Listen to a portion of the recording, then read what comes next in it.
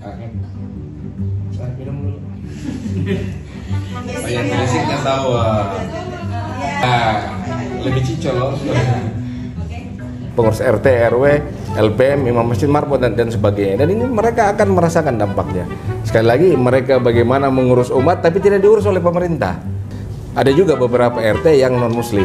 Tanya, oh kenapa cuma umroh saja? Saya bilang semua masuk. Karena cuma ini masyarakat kita mayoritas muslim. Sekarang tinggal pilihannya kalian. Apakah kalian mau ke Vatikan atau mau ke Yerusalem? Jadi tinggal pilih. Semua paketnya sama kok. Nah, cuman saya bilang kalau ke Yerusalem saya tidak tahu kapan kau kembali. Hai hai hai. Masa toh? Apa weh? Mau tahu kah? Sini Mi di Berisik berbincang bersama Telisik. Halo semua, saya Lulu. Jadi di episode Berisik kali ini saya akan ngobrol-ngobrol bersama salah satu bakal calon wali kota Kendari. Nah, di episode kali ini agak spesial. Seperti biasanya mungkin podcast-podcast sebelumnya kita ngobrolnya di coffee shop. Tapi kali ini sangat spesial karena kita bisa ngobrol bersama dengan beliau di rumahnya langsung. Mungkin langsung saja saya sapa Bapak Aksan Jaya Putra sudah bersama saya. Apa kabar Pak? Alhamdulillah sehat. Bagaimana kesibukannya dalam menyiapkan kontestasi pilkada ini Padat Pak? sekali sekarang jadwalnya, padat sekali. Sehingga memang kita mengejar waktu ini sebelum penetapan calon. Jadi antusias masyarakat untuk ketemu dan silaturahmi juga sangat tinggi sekali. Makanya kita pintar-pintar lah mengatur waktu seperti itu. Mungkin sebelum kita masuk ngobrol-ngobrol terkait visi misi dari Bapak AJP dan juga Asli, saya ingin menerangkan sedikit profil dari Bapak AJP. Jadi Bapak Aksan Jaya Putra ini biasa dikenal atau akrab dipanggil dengan Pak AJP, betul begitu Pak? Siap. Bapak ini merupakan seorang politisi. Pak AJP merupakan anggota DPRD terpilih Sultra periode 2024 sampai dengan 2029. Beliau juga merupakan ketua fraksi Partai Golkar DPRD Sulawesi Tenggara sejak 2019 sampai dengan 2024 dan sekarang akan mengikuti kontestasi Pilkada 2024 sebagai bakal calon wali kota Kendari berpasangan dengan Bapak Andi Sulolipo. Betul begitu Pak? Betul. Mungkin hari ini kita tidak bersama dengan pasangannya Bapak Andi Sulolipo, tapi kita akan sedikit membahas terkait 20 program kerja dari beliau. Mungkin tidak kami bahas semua karena akan sangat panjang waktunya. Jadi langsung saja saya ingin menyinggung program yang pertama Pak, yang menarik. Program pertama yang ingin saya bahas yaitu pengembangan kawasan Kendari Central Business District atau KCBD. Ini mungkin semacam SCBD ya Pak? Iya. Jadi kurang lebih konsepnya seperti itu. Karena kalau kita melihat kota Kendari, kalau ke Jakarta, kalau kita sebut Kendari, orang langsung berpikiran bahwa ini kota nikel. Itu sehingga kita melihat bahwa ini ada potensi yang bisa kita kembangkan. Padahal kota Kendari tidak punya sumber daya alam. Tapi kota Kendari diapit 4 kabupaten penghasil sumber daya alam. Situ ada Konawe Kepulauan, ada Konawe Selatan, ada Konawe dan Konawe Utara. Yang notabene ini perputaran uang sangat kencang sekali. Yang harusnya uang hasil penjualan sumber daya alam ini harus dibelanjakan di Kendari. Minimum 80%. Karena kenapa? Karena kita mau ke depan ini Kendari kita mau jadikan kota jasa yang mereka cari semua ada di sini tanpa harus lagi keluar daerah. Contoh misalkan si A mau belanja barang ini ternyata tidak ada di sini, berarti dia harus ke Makassar atau ke Jakarta. Yang notabene uang hasil sumber daya alam kita ini dibawa ke sana. Yang kerugian yang kita dapatkan adalah dari hasil penjualan barang dan jasa ini ada pajaknya 11%. Yang selalu kita kejar bahwa ini adalah DBH, dana bagi hasil yang harusnya kembali ke daerah. Tapi kalau dibelanjakan misalkan di Jakarta yang dapat DBH PPN-nya kan DKI Jakarta, bukan kita, padahal ini uang kita. Sehingga tercetus bagi saya bahwa ke depan dengan program Kendari menjadi kota jasa kita harus kembangkan Central Business District.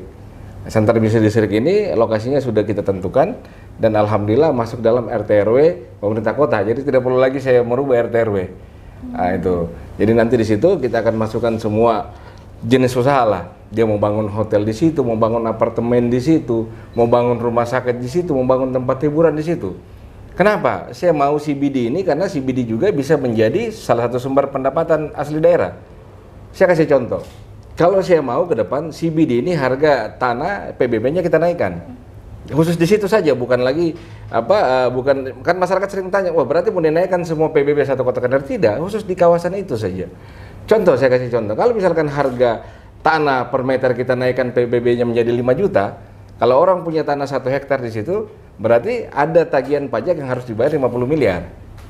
Kan ada hitungannya tuh. Itu kan juga sumber yang bisa masuk ke pemerintah daerah. Karena hampir semua pengusaha itu pasti bermitra dengan perbankan. Otomatis terjadi kerjasama pinjaman kredit. Kalau misalkan dia punya NJOP saja sudah 50 miliar, berarti nilai taksasi tanah itu bisa dia dapatkan pinjaman sampai 100 miliar. Bisa lah untuk mereka membangun, sehingga kawasan bisnis ini betul-betul bisa berjalan sebagaimana mestinya. Karena kan tidak ada ini pengusaha kita yang tiba-tiba dia mau kucurkan uangnya, pasti bekerja sama dengan perbankan. Dengan cara itu, sehingga nantinya mereka dalam kita membukakan ruang untuk membangun di sentra bisnis distrik ini sudah siap modalnya. Nah, terus yang kedua, ketika misalkan mereka bangun ruko, anggaplah 5 kali 20, satu petak 3 lantai, terus harganya misalkan mereka jual 10 miliar. Kan sekarang BPHTB bukan lagi 60 juta, tapi 80 juta.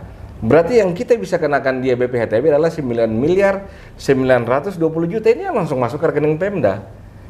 Yang saya mau sekarang bagaimana ke depan Kota Kendari kita bangun melalui investasi, bukan lagi dengan APBD. Kalau APBD ini kan model klasik. Ada uang kita membangun, tapi sekarang dengan keterbatasan uang di Kota Kendari susah kita harapkan APBD. Sehingga saya mau ke depan kita membuka ruang investasi sebesar-besarnya, makanya kawasan sentral bisnis distrik ini saya bukakan. Orang mau bangun hotel baru situ silakan, mau bangun di situ apartemen silakan, mau bangun situ rumah sakit silakan. Kita sudah siapkan kawasannya. Sehingga yang nantinya ini menjadi suatu kawasan bisnis yang terintegrasi. Nah, seperti itulah kurang lebih konsepnya. Karena sekali lagi yang kita kejar adalah efek dominonya terhadap perekonomian Kota Kendari. Kalau sudah jadi bicara kota jasa, ini bicara ekonomi, sudah tidak bicara lagi infrastruktur. Saya bilang tadi, keadaan keuangan Kota Kendari tidak sedang baik-baik saja. Yang pertama, pemerintah harus membayar utang dana PEN kurang lebih 86 miliar per tahun. Ini kontrak 8 tahun, baru 2 tahun dibayar, masih ada 6 tahun. Siapapun jadi wali kota harus bayar, tidak tawar menawar, karena ini adalah utang pemerintah daerah, bukan utang kepala daerah. Yang kedua, setelah kami melihat ternyata masih banyak kontrak pengusaha yang tidak terbayarkan di pemerintah kota mulai 2018 sampai 2023 itu sudah hampir tembus 100 miliar. Berarti utang beban daerah ini sudah 160 miliar yang harus dibayar. Kalau kita berharapkan APBD tidak akan cukup. Karena misalkan sedangkan sekarang kalau kita mau bayar ini 100 miliar, otomatis ya kita harus dudukan siapa yang berhak, siapa yang duluan harus dibayar. Sehingga ide kami bagaimana membuat satu kawasan yang endingnya akan menambah pendapatan asli daerah. Saya selalu bicara ke situ karena yang saya kejar memang PAD. Karena PAD ini sangat menopang semua program saya. Nah, itu. Kalau tanpa uang tidak bisa kita membangun. Tanpa uang tidak bisa kita berbuat menaikkan honor aparat. Tidak bisa kita berbuat memperbaiki kita punya puskesmas. Tidak bisa kita berbuat menambah peralatan di rumah sakit. Nah, seperti itu. Sehingga ini adalah salah satu cikal bakal yang kita inginkan. Gini seperti membentangkan karpet merah kepada para pengusaha. Makanya tadi saya mau membangun dengan investasi, bukan dengan APBD. Harusnya Kota Kendari ini sudah bisa sejajar dengan beberapa wilayah yang notabene penghasil nikel. Contoh, Balikpapan saja di puluhan tahun lalu kan sama kayak Kendari, sekarang sudah maju pesat. Padahal dia juga tidak punya batu bara. Kan itu, cuman di sekelilingnya saya sama dengan Kendari. Kendari tidak punya nikel, tapi sekelilingnya banyak nikel. Sekarang kalau kita tidak menjadikan Kota Kendari sebagai kota jasa, tidak akan ada perputaran uang. Kan seperti itu. Nah, makanya dengan kawasan sentral bisnis distrik ini kita harapkan investasi kita bukakan ruang sebanyak-banyaknya. Mereka datang, kita bentangkan karpet merah, tapi di sisi lain ada feedback yang kita dapatkan untuk meningkatkan pendapatan asli daerah. Nah, seperti itu. Apakah nanti Pak, apabila Bapak terpilih dan dapat amanah sebagai wali kota, ini menjadi salah satu program yang Bapak utamakan? Saya kira semua dari 20 program prioritas, semua prioritas. Cuman kan dia jalannya simultan, tidak mungkin ini jalan sendiri, ini jalan sendiri. Dalam artian ini kita membuat para investasi mau masuk ke sini. Berarti kan satu sisi. Di sisi lain kita memperbaiki air bersih kita, ini kan juga sisi yang lain. Begitu juga kita tangani sampah, itu juga sisi yang lain. Sehingga semua simultan. Jadi 20 program prioritas ini adalah semua prioritas. Tidak ada yang berbeda, tapi jalannya simultan. Nah, seperti itu. Program kedua Pak, yang cukup menarik perhatian saya yaitu pemenuhan kebutuhan air baku untuk minum bagi masyarakat. Program ini juga banyak dan sudah sering dijanjikan oleh pemerintah, dan kita tahu memang setiap pemerintah yang terpilih mungkin berjanji akan menyediakan air bersih, tapi kenyataannya kita masih sering kekurangan dengan itu Pak. Nah, apa upaya yang akan dilakukan oleh pasangan AJP Asli dalam memenuhi kebutuhan air masyarakat Kota Kendari Pak? Jadi memang terkait air bersih kan kembali lagi yang namanya PDAM. Kita sudah mulai bedah ini PDAM di mana masalahnya. Kan itu. Ternyata masalahnya adalah bagaimana sumber-sumber air ini yang ada tidak terdistribusi secara maksimal. Karena yang pertama, banyak kerusakan infrastruktur, dalam hal ini perpipaan. Yang kedua, mungkin sambungan rumahnya bermasalah, SR-nya. Sehingga untuk menyelesaikan masalah ini tidak bisa dengan uang APBD. Nah, kemarin kita ada diskusi beberapa investor yang nantinya mau membantu kami, mereka menginvestasikan di uangnya untuk memperbaiki. Jadi nanti pemasangan baru pipanya, nanti kita tinggal bedah, kita bagi sumber-sumber air. Contoh misalkan yang dari Sampara atau Tabanggele ini ya kita batasi sampai di mana dia mengalirnya. Begitu juga dari Mata Bondu yang ada di Labibi ini juga mengalirnya sampai mana. Begitu juga yang Kendari Barat, saya ada bermimpi nanti sumber air terjun yang kita tampung. Begitu juga nanti yang di daerah Nanga-Nanga, ini juga ada air terjun yang bisa kita tampung untuk menjadikan salah satu sumber air baku. Tapi dengan catatan infrastruktur kita perbaiki. Sekarang ketika dia bicara investasi, berarti apa yang mereka dapat dan apa pemerintah dapat. Jadi investasi ini berdasarkan teknologi yang nantinya di sambungan rumah ini, SR-nya ini nanti kita pasang digitalisasi. Jadi dia seperti nanti kita beli token listrik. Jadi misalkan kita sepakati 5 kubik 100.000, Anda input vouchernya 5 kubik habis, terkunci. Jadi dari sisi pembelian voucher kita sudah dapat uang, sudah tidak ada kerugian. Anggaplah berbagi misalkan 60 investor 40 kita. Kalau dia langsung beli voucher 100.000 berarti langsung masuk 40.000 ke kita. 60-nya ini menjadi bagian mereka yang nanti akan diperhitungkan sampai berapa lama break even point-nya. Itu. Sekarang kalau ini biar manajemen kita ganti, kalau infrastruktur tidak kita perbaiki susah.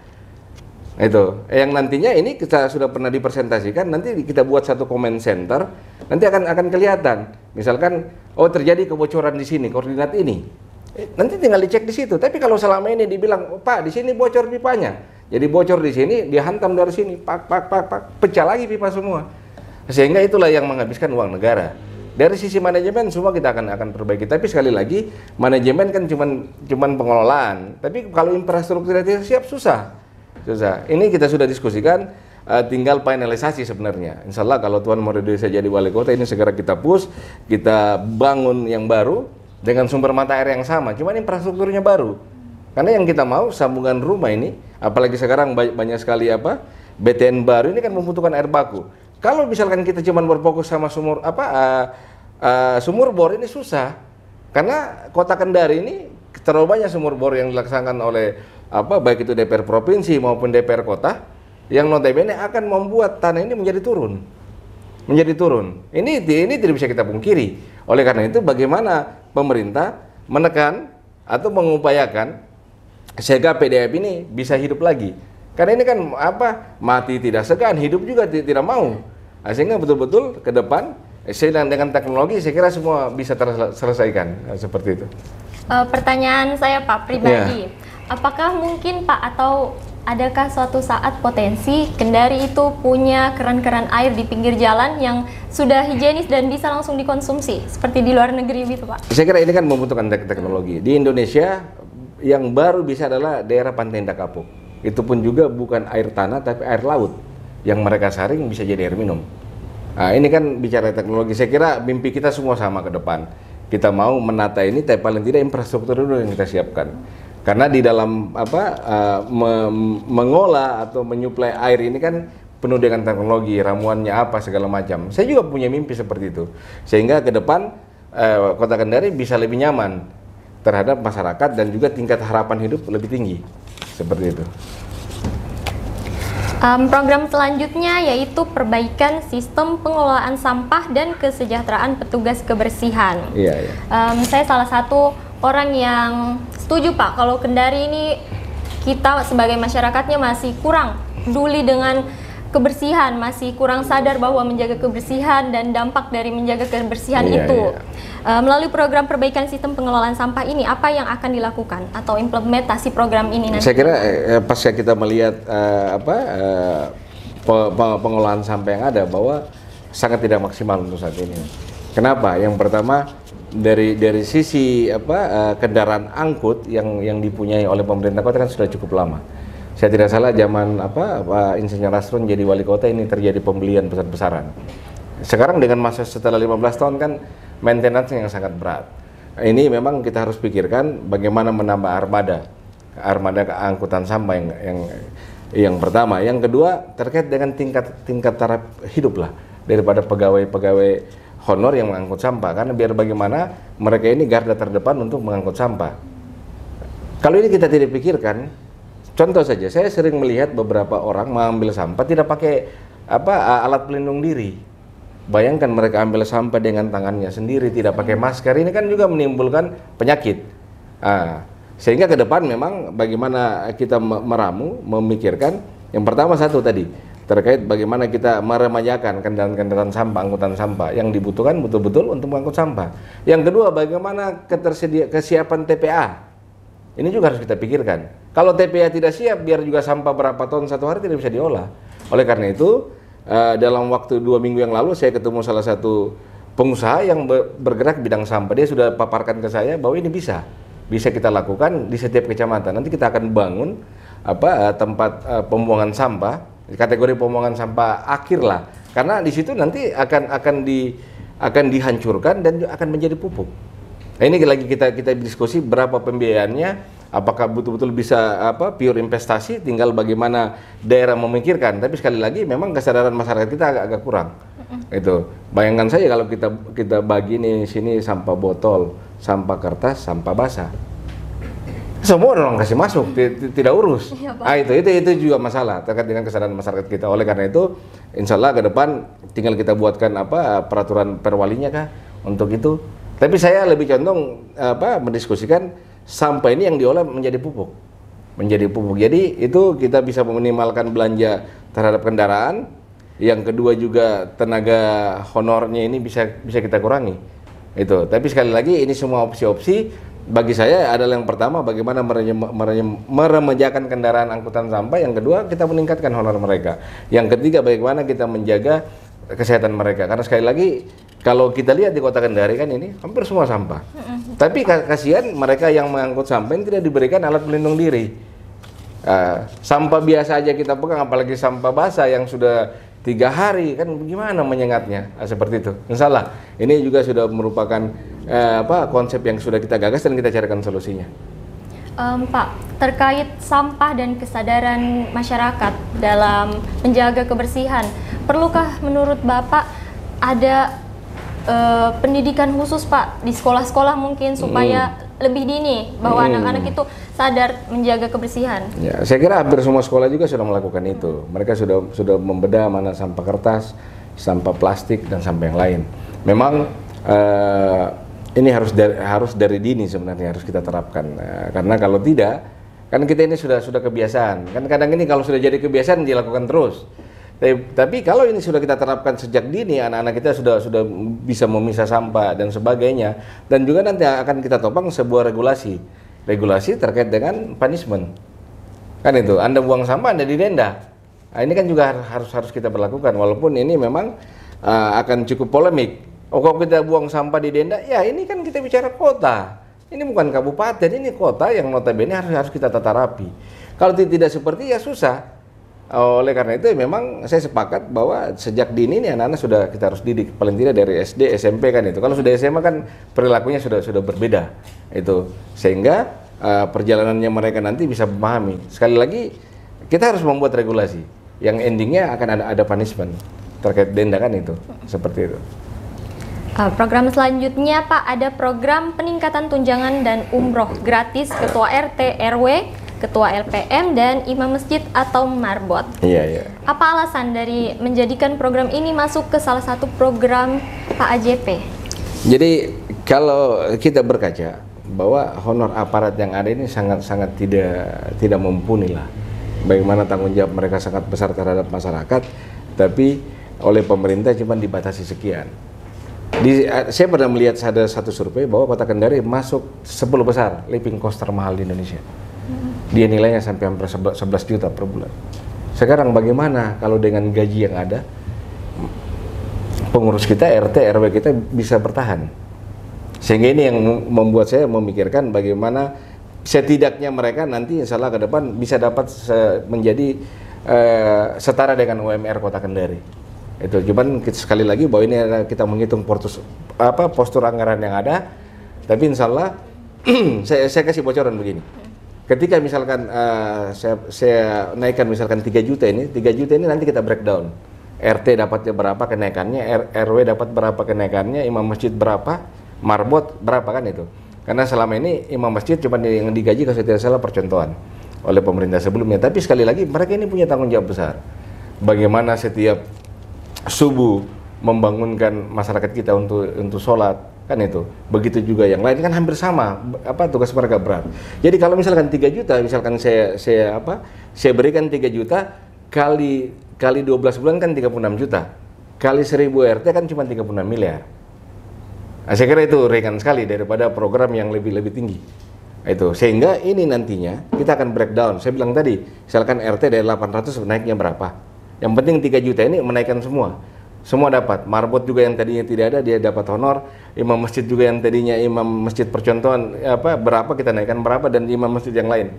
Sehingga roda kehidupan ini berjalan. Ini kan persoalan roda kehidupan. Kita tidak mau lagi mendengar bahwa keluhan-keluhan banyak terjadi. Nah, itu. Makanya komitmen kami adalah memikirkan tingkat kehidupan mereka. Tadi yang terkait dengan umroh, ini juga salah satu bagian daripada iman dan takwa. Sampai hari ini Kota Kendari masih kota bertakwa, belum pernah dicabut oleh pemerintah. Sehingga bagaimana kita memikirkan? Karena saya bilang sama teman-teman, kalau misalkan mereka mau pergi haji masa tunggu 20 tahun. Sekarang ada RT, ada imam masjid yang sudah usianya senja. Mereka daftar, mereka tidak akan pernah mimpi injak tanah suci. Sehingga ini adalah bagian daripada kita meningkatkan iman dan takwa. Ini bagian reward lah terhadap mereka. Karena tadi itu yang umroh itu semua, BKMT pun kita ikutkan. Imam masjid, marbot semua kita ikutkan. Tinggal bagaimana kita menganalisa, mensortir kira-kira siapa yang layak. Ini kan ada tim evaluasinya. Tapi sekali lagi bahwa ini adalah komitmen AJP asli. Karena saya bilang tadi, Kota Kendari itu minimal 20 tahun. Saya daftar dari 2018, nanti dapat 2027 lagi. Ini kan semakin bergeser. Karena perbedaan haji dan umroh kan cuma wukuf di Arafah. Umroh juga ke Arafah, cuma tidak wukuf. Sehingga ini juga akan meningkatkan iman dan takwa masyarakat kita maupun pengurus-pengurus ini. Pengurus RT, RW, LPM, imam masjid, marbot dan sebagainya. Dan ini mereka akan merasakan dampaknya. Sekali lagi, mereka bagaimana mengurus umat tapi tidak diurus oleh pemerintah. Kan itu. Sehingga ini yang harus kita pikirkan bersama. Jadi saya selama menyampaikan gagasan ini, ada juga beberapa RT yang non muslim tanya, kenapa cuman umroh saja? Saya bilang semua masuk, karena cuman ini masyarakat kita mayoritas muslim. Sekarang tinggal pilihannya kalian, apakah kalian mau ke Vatikan atau mau ke Yerusalem. Jadi tinggal pilih, semua paketnya sama kok. Cuman saya bilang kalau ke Yerusalem saya tidak tahu kapan kau kembali. Kan itu. Karena lagi konflik. Tapi sepertinya mereka lebih setuju ke Holy Land di Vatikan. Seperti itu. Insya Allah ini komitmen kami sekali lagi bahwa saya tadi mengulang bahwa Kota Kendari masih kota bertakwa, belum pernah dicabut oleh pemerintah sebelumnya. Sehingga ini kita harus pikirkan. Kita mayoritas muslim, kita harus pikirkan mereka. Karena kalau tidak masa menunggu lama. Bayangkan saja kalau ada imam masjid yang sudah 60 tahun, dia menunggu 20 tahun, 80 tahun baru bisa berangkat. Nah, itu. Ini kita harapkan dengan keberlangsungan ini kan roda kehidupan semua harus berjalan. Seperti itu. Program selanjutnya Pak, ada peningkatan fasilitas dan mutu pelayanan Puskesmas dan RSUD Kota Kendari. Iya. Melalui program ini, apakah nantinya Pak AJP akan meningkatkan fasilitas seluruh rumah sakit di Kota Kendari Pak, agar sama rata semuanya? Jadi tidak ada lagi Pak, seperti misalnya kita berobat ke rumah sakit sini, tiba-tiba tidak ada kebutuhannya di sini, digeser lagi ke rumah sakit lainnya. Ya. Jadi memang mimpi saya bagaimana 11 puskesmas ini ada di setiap kecamatan yang nantinya akan kita tingkatkan menjadi Badan Layanan Umum Daerah atau BLUD. Sehingga kalau BLUD ini terjadi, mereka punya uang, mereka kelola sendiri. Mau sewa dokter dari mana silakan, mau tambah alat dari mana silakan. Karena kan uang ini mereka kelola sendiri. Kita mau ini betul-betul dia berjalan sehingga fasilitas yang ada di semua puskesmas, saya baru bicara puskesmas, bisa menerima pelayanan masyarakat. Sama kayak semalam kita cerita di Kasilampe, dia tanya terkait itu. Pak, kalau kami sakit ini kami harus ke rumah sakit umum daerah. Karena dia punya pemerintah. Sedangkan ini puskesmasnya tidak memadai. Padahal puskesmas ini dibangun menggunakan dana pinjaman, dana PEN yang rumah puskesmas Kendai. Sekarang kalau kami ke rumah sakit Santana kan swasta, biaya lebih mahal. Makanya hampir sama pertanyaannya Ade ini tadi, bahwa insya Allah ke depan saya mau puskesmas ini menjadi BLUD yang mereka kelola uangnya sendiri. Jadi kalau uangnya banyak, mereka bisa tambah dokter, kan sudah ada uangnya. Mau beli fasilitas apa, ada uangnya. Sehingga dia jadi mandiri, tidak tergantung lagi sama pemerintah. Cuman memang proses untuk menjadikan mereka BLUD ini kan banyak persyaratan yang harus dipenuhi. Makanya ini adalah tanggung jawab kami sebagai pemerintah untuk melaksanakan itu. Kalau ini sudah terpenuhi, saya kira semua sama. Kalau misalkan dia tinggal di Puriranu, ngapain lagi dia kejar harus ke rumah sakit umum daerah? Lebih dia ke puskesmas Kendai, sama kok pelayanannya. Nah, itu mimpi kami ke depan. Saya kira ini bukan hal yang sulit. Apalagi Kemenkes pasti support, karena dia mau juga bagaimana masyarakat ini tidak lagi yang sakit. Ini untuk menaikkan tingkat harapan hidup masyarakat kita. Nah, seperti itu. Kita lanjut Pak ke program lainnya, yaitu sistem pengaduan masyarakat berbasis teknologi informasi. Ini sangat menarik Pak menurut saya, karena menurut saya memang kami sebagai masyarakat sangat butuh Pak. Utamanya perempuan sangat membutuhkan program semacam ini, pengaduan secara darurat Pak, karena kita tahu banyak kejahatan, apalagi sekarang Pak marak-marak pemerkosaan atau bagaimana. Apa yang ditawarkan Pak dari program ini? Apakah sistem pengaduan berbasis teknologi informasi ini akan semacam call center 911 yang bisa merespon cepat dalam 24 jam ketika masyarakat membutuhkan pertolongan? Ya, jadi memang konsep itu kurang lebih seperti itulah. Jadi kan ini saya mengusung tagline Kendari Bisa, Kendari Berdaya Saing, inovatif, sejahtera dan aman. Ini kan masuk kategori aman. Biar bagaimana tingkat kejahatan semakin tinggi karena kurangnya lapangan kerja. Itu harus kita akui. Karena tidak ada lapangan kerja, semua orang mencari dengan cara yang lebih mudah walaupun berisiko. Jadi memang kami coba menggarap yang nantinya hampir setiap pemerintah itu ada comment centernya. Nanti kita konekkan, setiap ada keluhan kita tampung di situ dan segera tindak lanjuti. Dan itu juga pasti akan dia terkoneksi di ruangan wali kota. Kita mau semua kita respon. Apalagi sekarang Kota Kendari ini kan bisa dibilang krisis narkoba. Krisis narkoba yang masuk di Kendari ini bukan gram tapi kilo. Satu kali masuk 6 kilo, 5 kilo. Yang notabene ini cuma jadi kota transit yang nantinya akan dioper ke wilayah-wilayah yang sudah ada. Tapi sekali lagi ini adalah tantangan kita terberat, bagaimana kita bisa menekan angka kriminal. Karena sekali lagi tadi kriminal ini kan banyak turunannya. Dia terjadi kriminal karena apa? Yang pertama tadi mungkin lapangan kerja tidak punya. Karena kan kalau sudah buntu kan tidak punya uang, ya semua dilakukan secara sporadis, seperti itu. Yang kedua, bagaimana kita menjaga jangan sampai terjadi pergesekan. Dulu kan lagi rame begal segala macam. Terus yang terakhir tadi masalah pemerkosaan juga itu juga harus kita segera pikirkan. Saya mau ini Kendari menjadi aman, karena kalau Kendari tidak aman tidak ada investasi yang mau masuk ke sini. Sekali lagi tadi saya tekankan bahwa saya mau membangun kota Kendari dengan investasi. Dia kan catatan satu harus aman. Tidak ada seorang investor yang mau kalau Kendari itu tidak aman, dia tidak berani tanamkan uangnya. Sehingga bagaimana kita menciptakan instrumen ini sehingga masyarakat kita bisa mengontrol. Kalau yang saya sering dapat keluhan adalah misalkan Pak, di lingkungan kami tidak ada lampu jalan. Karena itu juga salah satu faktor terjadi kriminalitas. Apakah di situ terjadi pentempelan narkoba kah? Apakah di situ terjadi begal kah? Apakah di situ terjadi pemerkosaan? Ini kan juga harus kita pikirkan. Makanya dengan yang kalau saya sadar itu adalah Kendari mulus, sehat dan aman. Jadi kan dari 20 ini saya sadar jadi 7. Jadi dia masuk kategori Kendari mulus, sehat dan aman. Seperti itu. Jadi memang kita sudah harus siapkan kalau prototipe sudah lebih mudah lah. Yang kita mau terkoneksi, apalagi semua pemerintah kan punya command center. Di situ akan terkoneksi keluhan-keluhan yang ada. Apakah nanti kita bisa melalui telepon, apakah WhatsApp, apakah Instagram, semua kita akan konekkan. Sehingga kita tahu apa yang jadi persoalan. Karena nanti di situ juga akan terkoneksi juga dengan kepolisian. Karena biar bagaimana Pol PP kita kan tidak bisa menangkap, yang bisa menangkap adalah kepolisian. Seperti itu. Selain pengaduan pertolongan darurat, Pak, mungkinkah program ini nantinya ada pengaduan seperti psikolog mungkin, Pak, untuk orang-orang yang membutuhkan? Oh pasti. Kan di pemerintah daerah sendiri kan dalam hal ini dinas kesehatan maupun rumah sakit kan semua punya ahlinya.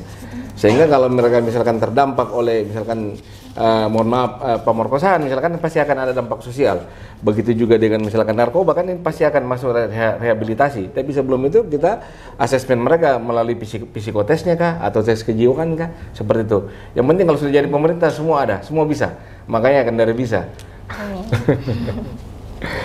Program lainnya, Pak, yaitu penyediaan fasilitas olahraga gratis di setiap kecamatan. Ini menarik sekali menurut saya, Pak.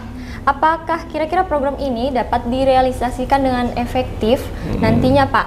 Dan apa contoh fasilitas yang akan disediakan?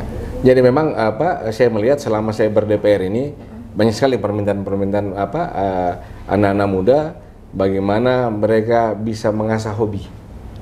Karena ini kan juga salah satu yang bisa disalurkan daripada masuk kepada wilayah kejahatan.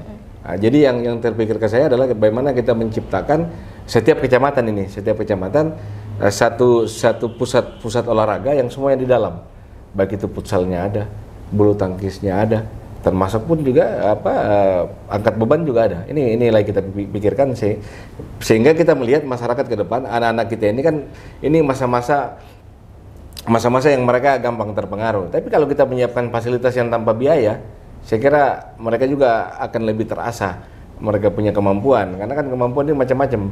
Saya lihat lebih banyak sekarang futsal, ada juga misalkan bola takraw, bola voli dan sebagainya. Ini adalah konsep yang kita inginkan sehingga setiap kecamatan punya. Jadi kita sudah bisa mulai melihat yang mana bibit potensial untuk yang kita bibit potensial daripada olahraga ini yang bisa kita ciptakan untuk Kota Kendari. Karena sekali lagi ke depan kita tidak mau bibit olahraga ini semua impor. Kita mau harus orang Kendari karena semua orang punya kesempatan yang sama. Sisa bagaimana pemerintah memfasilitasi. Kalau pemerintah susah ya susah. Akhirnya mereka main ke sana sewa, main ke sini sewa. Belum lagi dengan atribut yang lain disiapkan. Seperti itu. Ini juga terobosan baru yang kita harapkan bisa menciptakan bibit-bibit unggul di bidang olahraga nantinya. Apakah Pak setiap kecamatan kira-kira mampu atau memadai daerahnya dan lokasinya untuk menciptakan? Saya kira memadai lah. Semua kecamatan memadai. Tinggal nanti pemerintah yang akan membangun dan menyiapkan tanahnya. Itu. Kalaupun juga ada masyarakat yang mau hibahkan lebih bagus lagi. Jadi sehingga pemerintah tidak keluar belanja modal untuk membeli tanah. Tapi sekali lagi ini adalah konsep yang kita lakukan dan uangnya pun juga lebih gampang kita dapat di Kementerian Pemuda dan Olahraga. Jadi kami cuma menyusun konsep, kalau tidak ada uang kita minta ke sana. Itu. Kita mau semua bibit-bibit unggul ini kita ciptakan di bidang olahraga. Kita tidak mau lagi ke depan terlalu banyak yang diimpor dari luar. Seperti itu.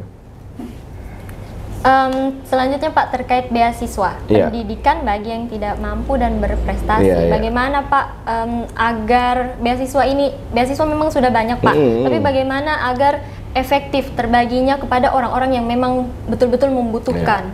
Pertanyaan ini sama dengan semalam. Saya bilang sama mereka, insya Allah kalau kami diridhoi oleh Allah menjadi wali kota dan wali kota, kita akan buat satu sistem. Kan selama ini yang mengidentifikasi adalah dinas pendidikan. Nah, sekarang kan nanti kita rubah, kita buat satu sistem untuk mengidentifikasi. Jadi kategori ini dia boleh berprestasi, kan itu satu. Walaupun dia mampu tapi berprestasi kita kasih. Yang kedua dia kategori tidak mampu. Ini juga bisa, atau kategori dua-duanya, ini lebih bagus. Komitmen kami adalah bagaimana membiayai mereka sampai selesai, apalagi kalau dia sangat potensi, kenapa tidak kita kirim dia kuliah di luar negeri. Tapi dengan satu syarat, setelah Anda kuliah Anda mengabdi di Kota Kendari. Jangan kita sudah biayai begitu tamat dia kerja di DKI Jakarta, ini juga masalah. Ini juga harus kita buatkan fakta integritas nantinya. Ketika mereka betul-betul kami bantu, mereka harus mengabdi di daerahnya sendiri.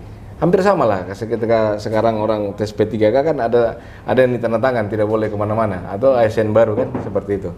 Yang pasti sistem ini akan kita siapkan, mengidentifikasi. Ini kan bukan cuma kuliah, kita paling juga mulai pasti SMP, SMA juga akan kita pikirkan. Kita pikirkan kan di SMP, SMA kan tidak terlalu besar. Paling mereka punya biaya iuran dan sebagainya. Tapi sekali lagi saya mau ke depan khusus KTP Kendari ini, betul-betul ya kita bantu mereka. Nah, sekarang kalau orang tanya dari mana uangnya, saya bilang itu tadi, kita bagaimana meningkatkan PAD, pendapatan hasil daerah yang semua kita biayai. Karena kalau mau berharap dana transferan susah. Apalagi yang kita bilang mau urus di Jakarta 1001 macam administrasinya. Nah, seperti itu. Ngomong-ngomong soal pendidikan, Pak, kan anak-anak Kendari itu banyak yang masih merantau, Pak, keluar kota, merasa berkarir di sini tuh kayak tidak maju atau stuck gitu. Apa sih upaya yang bisa dilakukan, Pak, sehingga anak-anak Kendari itu merasa nyaman atau merasa memilih untuk berkarir di Kendari itu menjanjikan? Ya, jadi memang saya bilang tadi, kalau kota ini kita tidak perbaiki, sehingga kebutuhan itu sangat kurang. Nah, mereka misalkan tamat ini kuliah atau misalkan jurusan ini, tapi ternyata job yang tersedia di Jakarta. Nah, itu sekali lagi bagaimana upaya pemerintah untuk bisa membukakan ruang sebesar-besarnya terhadap mereka. Kalau tidak bisa dapat Kendari, jelas pasti keluar. Dan itu juga job-job sangat menjanjikan, sehingga ke depan pemerintah harus memikirkan. Saya bilang kalau kita sudah naikkan Kota Kendari menjadi kota jasa, semua ada. Mereka mau kerja apa saja ada di sini. Itu. Ini juga salah satu cara kita sehingga anak-anak kita yang sudah berkarir di luar mau kembali ke sini. Sekali lagi karir ini kan tergantung daripada jurusan. Misalkan dia jurusan tamatan sarjana teknik bagian pengeboran laut. Kan jelas dia pasti berkarir di luar, tidak mungkin berkarir di sini karena tidak ada yang mau dibor minyak di sini kan itu. Kurang lebih seperti itulah. Insya Allah ke depan bagaimana kita meningkatkan, memperbaiki Kota Kendari sehingga semua apa yang mereka cari ada di sini. Pekerjaan apa yang mereka cari ada di sini. Seperti itu. Selanjutnya, Pak, terkait pengembangan UMKM melalui promosi dan modal usaha.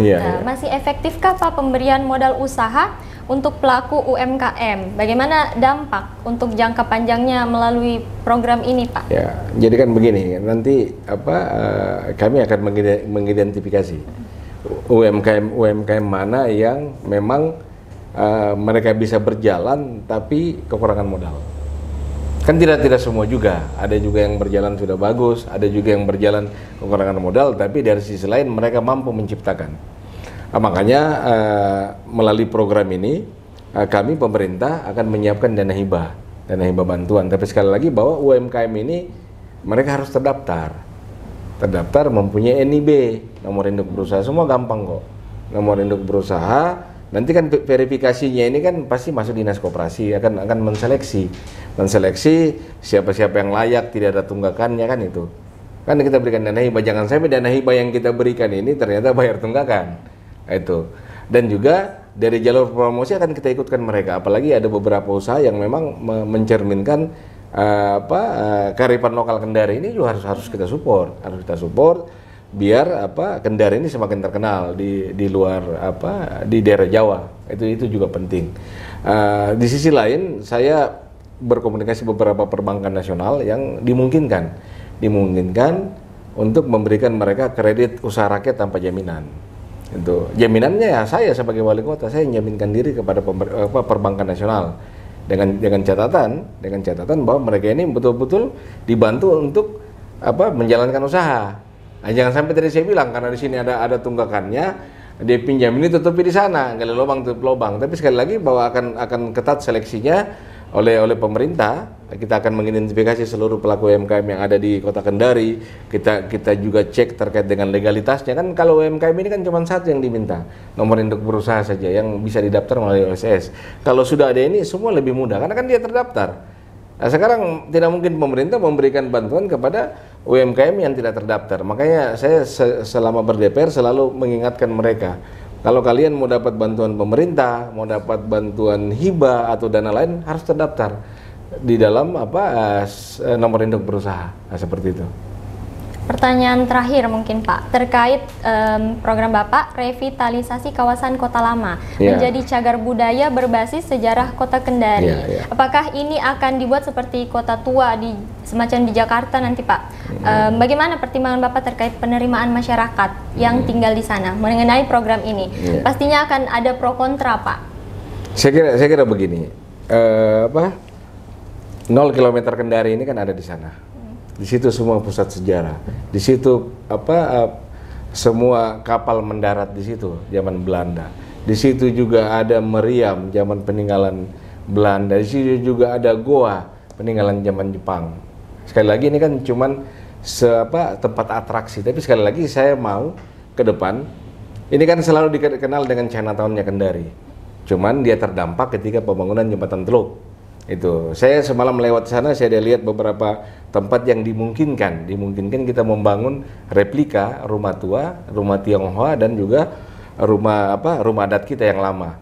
Ini kan kalau ini gambar gampang kita dapat, di Belanda banyak. Cuman tinggal kita mendudukan di mana. Saya lihat ada beberapa ruang terbuka hijau yang bisa kita manfaatkan. Saya mau ini menjadi salah satu destinasi wisata bagi orang dari luar. Karena kan sekarang tidak semua orang sudah suka main laut. Jakarta aja kalau Pantai Indah Kapuk sudah cukup lautnya. Sekarang bagaimana dengan sejarah yang ada ini? Kalau ini kita tidak lestarikan, anak-anak cucu kita dia lupa bagaimana modelnya. Makanya nanti di replika rumah ini saya mau semua barang peninggalan ada di dalamnya. Kita pajang di dalam, yang nantinya juga menjadi salah satu sumber PAD. Kenapa? Nanti dari situ tour guide kita akan bawa mereka ke lihat yang lain di sana. Nah, saya mau juga setiap perayaan Imlek dilaksanakan di sana. Kita mau terpadu biar bagaimana Kendari ini adalah multicultural. Ini harus kita tetap lakukan. Bayangkan saja hampir semua negara saya kunjungi semua ada Chinatown-nya. Kita di Kota Kendari yang notabene ini adalah peninggalan yang harus kita lestarikan kok malah dibiarkan begitu saja. Nah, saya punya mimpi itu nanti di depan perwakilan kantor Kolaka itu nanti pelangnya Chinatown Kota Kendari. Kita mau di dalam kan itu banyak bangunan-bangunan yang sudah dihancurkan, dibebaskan pemerintah tapi tidak terbangun. Jadi nanti setiap event Imlek di situ akan kita buka pusat kuliner. Kan kalau dia sudah menjadi ruang terbuka hijau kan bisa kita pakai, pemerintah bisa pakai setiap event. Ini kita pasang di situ, kita jajar. Saya kira teman-teman turunan Tiongkok yang ada di sini pasti akan berterima kasih karena kita menghargai budaya mereka, kita masih siapkan tempat dan juga ini akan mengenang Kota Kendari ini bahwa 0 km Kota Kendari ada di situ. Kalau kita lihat foto-foto zaman dulu semua kapal itu mendaratnya di situ. Semua kapal dari Jepang, dari Belanda kan tahun 1800-an. Ini kita mau ini kita ingatkan karena kalau penerus kita tidak ingat sejarah dia akan lupa. Sekali lagi bahwa tujuan saya bagaimana mengingatkan masyarakat yang datang bahwa Kendari zaman dulu begini modelnya. Ini masih ada replika rumahnya yang kita bangunkan. Ini masih ada isinya. Siapa raja dulu, turunan raja kita pasang fotonya di dalam. Semua peralatan perang yang ada kita simpan di dalam. Itu yang nantinya ini menjadi salah satu daya tarik penunjang yang tadi kan ada meriam di atas. Sudah pernah lihat meriam belum? Belum langsung Pak. Di situ ada juga terowongan Jepang. Ini kan juga salah satu destinasi wisata yang notabene saya bilang tadi orang luar sudah bosan main laut. Nah sekarang kalau kita bicara laut kan sekarang muaranya ke Toronipa. Itu sudah orang tidak akan lagi ke Nambo kan itu, karena kalau Nambo kita berenang di depannya sudah kita lihat kapal di sana. Sehingga ini juga salah satu daya tarik yang harus kita siapkan, mengingat keluarga besar kita yang turunan Tiongkok ini kan banyak di Kendari. Saya mau setiap event Imlek harus di situ. Kita buat juga satu abstraksi yang mungkin kita bisa buat secara nasional. Jadi orang datang ke sana, barongsai di sana, juga makanan khas Kendari dan bernuansa Tiongkok juga di sana. Nah, seperti itu. Mungkin terima kasih Pak sudah ngobrol-ngobrol bersama kami. Spesialnya juga di rumah Bapak sudah dipersilahkan di tengah kesibukannya Pak masih mau menyempatkan. Semoga lancar Pak. Makasih. Kontestasi di pilkadanya, semoga apabila amanah terpilih sebagai wali kota, amin. Semua programnya bisa kami rasakan sebagai masyarakat dan semoga masih bisa ngobrol-ngobrol bareng lagi Pak. Insya Allah kita semua berdoa demi kebaikan Kota Kendari dan juga kebahagiaan masyarakat Kota Kendari. Oke, terima kasih sudah ngobrol bersama saya di Berisik Berbincang bersama Telisik.